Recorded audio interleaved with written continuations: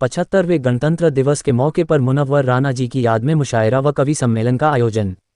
Banaras charitable blood centre द्वारा गणतंत्र दिवस के अवसर पर मुनव्वर राणा की याद में मुशायरा व कवि सम्मेलन का आयोजन हुआ। खिराज अकीदत एडवोकेट अब्दुल्ला बिन गफ्फार ने पढ़ा। इस दौरान शायर Ahmad Azmi, Kunwar Singh Kunwar, Junaid Kabir, Samar Ghazipuri, Nizam Banarasi, Israt Usmani, Shahid sir, doctor Akbar, Sarfaraz master, Abul Hasan, Aslam Khalifa, जिसकी अध्यक्षता अब्बासी साहब ने की। नेजामत डॉक्टर कमाल अनवर ने की। मुख्य अतिथि अथर जमाल लारा साहब, विशिष्ट अतिथि डॉक्टर मोहम्मद अरीफ साहब। जो खिराज अकीदत मैंने लिखने की कोशिश थोड़ा सा की है, मैं वही पढ़ना चाहता हूँ, क्योंकि आज मुबारकबाद देना चाहता हूँ हाजी इश्तियाक साहब को, जिन्होंने इतनी अच्छी नशिस्त की है। और मैं घबरा भी रहा हूँ क्योंकि बनारस के तमाम दानिश्वर बैठे हैं, उनके सामने पढ़ना ही मेरी कामयाबी की जमानत है। मैं जैसा भी लिखा हूँ एक अलग बात है, बस पढ़ पा रहा हूँ यही बहुत बड़ी बात है, इसलिए गलती होगी उसे नजरअंदाज कर दीजिएगा। तुम आसान समझते हो मुनव्वर होना, तुम आसान समझते हो मुनव्वर होना, यकीनन बहुत मुश्किल होगा राणा का मुनव्वर होना। तभी तो सत्ताधीशों की ताकत के आगे दीवाना कभी झुका नहीं। हद तो तब हो गई कि पूरी दुनिया जिसकी शायरी पढ़ती सुनती हो, बड़े बड़े दानिश्वर जिसकी शायरी कोट करते हो, जिसकी कई किताबें और रिसाले छपे हो, जिसको गूगल बाबा पे सबसे ज्यादा सर्च किया गया हो, उस दीवाने के खिलाफ वक्त के जहांपनाहों ने मुकदमा कायम कर दिया। शर्त थी कि माफी मांग ले तो मुकदमा वापस हो जाएगा, लेकिन वो तो शायर थे, वक्त के हुजूर समझ रहे थे कि कायर थे। राणा साहब तो पहले ही कह चुके थे कि ये जो खुददारी का मैला सा अंगोछा है मेरा, इसे बेच दूं तो कई कारे आ जाएं।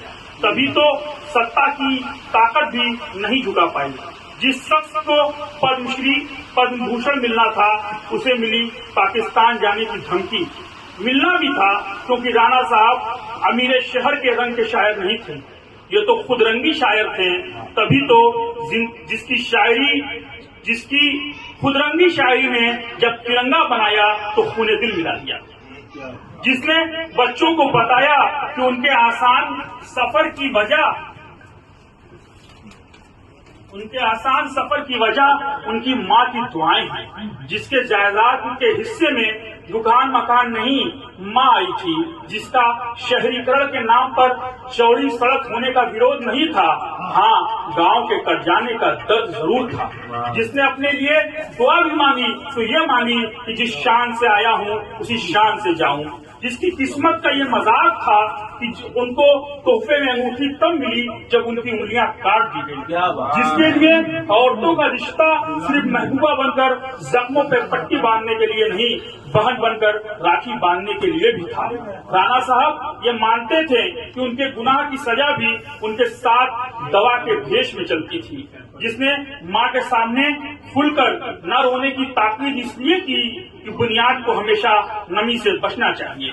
जिसे मुल्क से इस कदर मोहब्बत थी कि सिंधु नदी को जहाँ भी बहता देखा उसे हिंदुस्तान बता दिया। जिसकी कहानी में हीरो को मरना लाजिम था, जिसको जन्नत में जाने की जमानत यह है कि इन्होंने माँ की बरतरियत पे शायरी लिखी है। जिसने गजलों को तवायफ के कोठे से खींचकर माँ तक लाने की हिम्मत की। जिसने अपनी आंखों से ये देखा कि जब मुल्क के रहबर का जमीर गिरता है तब भारत की लोकसभा गिर जाती है। जिसने नौजवान नस्लों को ये समझाने की कोशिश की कि लकड़ी सूख भी जाती है फिर भी जलाने के काम आती है। जिसने माँ के दुपट्टे से सुपारी और सरौता नहीं, दुआ और वजीफा निकाला। तभी तो मैं कह रहा हूँ कि ऐलान गलत हुआ है कि राणा साहब की मृत्यु हो गई है। वो तो अपनी शायरी से हमारी रूहों को मुनव्वर कर रहे हैं। पूरी दुनिया ने अपने अपने तरीके से गार्ड ऑफ ऑनर दिया। राणा साहब के एजाज में खिराज अकीदत की खूब गोलियां आसमान में चलाई गई। उनकी तस्वीर से लिपटे तिरंगे को चाहने वालों ने खूब सोशल मीडिया पे अपडेट किया। सच्ची श्रद्धांजलि है राणा साहब को, जो दुनिया की कोई भी सरकार नहीं दे सकती।